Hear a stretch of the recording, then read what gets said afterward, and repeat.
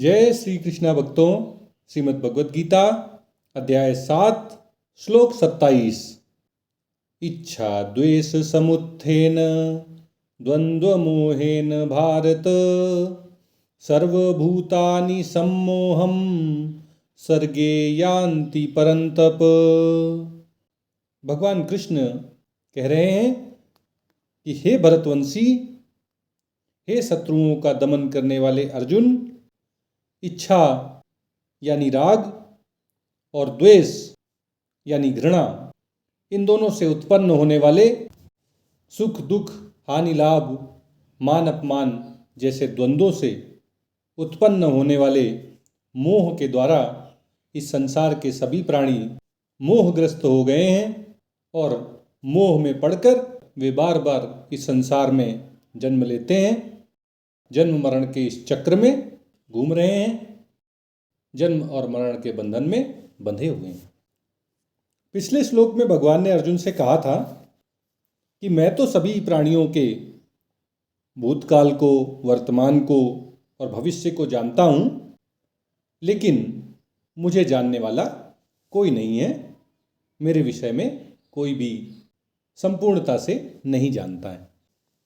भगवान के विषय में न जानने का क्या कारण है, ये बताते हुए भगवान अर्जुन को भारत और परंतप इन दो नामों से संबोधित कर रहे हैं। भारत कहकर भगवान अर्जुन को उसकी विरासत की याद दिला रहे हैं कि वह एक शानदार विरासत को अपने साथ लेकर आगे बढ़ रहा है, वह भरतवंशी है। और परंतप कहकर भगवान उसको उसके शौर्य की, उसके वीरता की याद दिला रहे हैं कि अर्जुन, तुम शत्रुओं का दमन करने वाले हो, शत्रुओं को ताप देने वाले हो, तुम परंतप हो और इसलिए तुम इस द्वंद्व रूपी मोह से पार होने में सर्वथा समर्थ हो, हर तरह से योग्य हो। भगवान अर्जुन से कहते हैं कि हे भरतवंशी, हे परंतप अर्जुन, इच्छा और द्वेष इन दोनों से द्वंद्व रूपी मोह उत्पन्न होते हैं।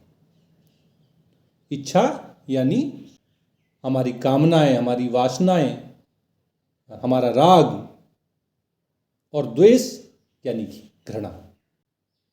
अनुकूलता के प्रति हमारे मन में इच्छा रहती है कि ये बनी रहे, और प्रतिकूलता के प्रति हमारे अंदर द्वेष रहता है कि जल्दी से जल्दी हमें इससे छुटकारा मिल जाए।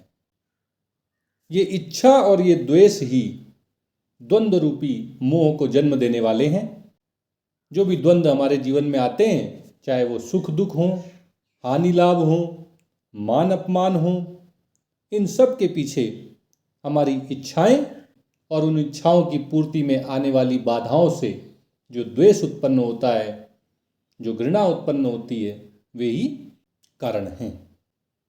भगवान कहते हैं कि हमारी इच्छा और द्वेष, इनसे उत्पन्न होने वाले जो द्वंद्व रूपी मोह हैं, उस द्वंद्व रूपी मोह के कारण इस संसार के सभी प्राणी सम्मोहित हो रहे हैं, मोहग्रस्त हो रहे हैं, मोह के जाल में फंस जा रहे हैं। और इस मोह के जाल में फंसकर वे बार बार जन्म ले रहे हैं, जन्म मरण के चक्र में चले जा रहे हैं। जन्म मरण के बंधन में वो पूरी तरह से फंस गए हैं। गीता में भगवान ने बार बार द्वंद्वों को मनुष्य के जीवन में बंधन का कारण बताया है और निर्द्वंद्व होने को मुक्ति का कारण बताया है। जैसे भगवान ने दूसरे अध्याय में अर्जुन को निर्द्वंद्व होने का आदेश दिया था, और फिर तीसरे अध्याय में भगवान ने अर्जुन से कहा था कि निर्द्वंद्वो ही महाबाहो सुखम बंधात प्रमुच्यते। अर्थात हे बलिष्ठ भुजाओं वाले अर्जुन, निर्द्वंद्व होकर, द्वंद्वों से रहित होकर मनुष्य सुखपूर्वक, बिना किसी कष्ट के, बिना किसी परेशानी के इस संसार रूपी बंधन से मुक्त हो जाता है। इतनी बड़ी महानता निर्द्वंद्व होने की है। निर्द्वंद्व होकर सुख दुख, हानि लाभ मान अपमान में एक समान रहकर, समभाव में स्थित होकर, समबुद्धि होकर हम इन द्वंद्वों से उत्पन्न होने वाले मोह में फंसने से बच सकते हैं। द्वंद्वों से मुक्त होकर हम इस संसार में जो हमारे बार बार जन्म और मरण रूपी बंधन हैं उनसे भी सुखपूर्वक मुक्त हो सकते हैं, भगवत धाम को प्राप्त कर सकते हैं।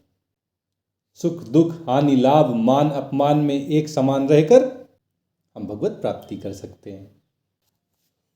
इस प्रकार भगवान कृष्ण अर्जुन के माध्यम से हम सबको ये शिक्षा दे रहे हैं कि अगर हम इस जन्म मरण के बंधन से मुक्त होना चाहते हैं, अगर हम अपने जीवन में अपने परम लक्ष्य भगवान श्री कृष्ण को पाना चाहते हैं, अगर हम आत्म साक्षात्कार करना चाहते हैं, तो हमें इच्छा और द्वेष इन दोनों से बचने की ज़रूरत है। ना हमारे अंदर किसी के प्रति राग ही रहना चाहिए और ना ही किसी से घृणा करनी चाहिए। इच्छा और द्वेष से मुक्त होकर हम इनके कारण उत्पन्न होने वाले सुख दुख हानि लाभ मान अपमान रूपी द्वंद्वों के मोह में नहीं फंसेंगे, हम मोहग्रस्त नहीं होंगे और हम जन्म मरण के बंधन से मुक्त होकर भगवत धाम को प्राप्त कर लेंगे। हमें भगवत प्राप्ति हो जाएगी।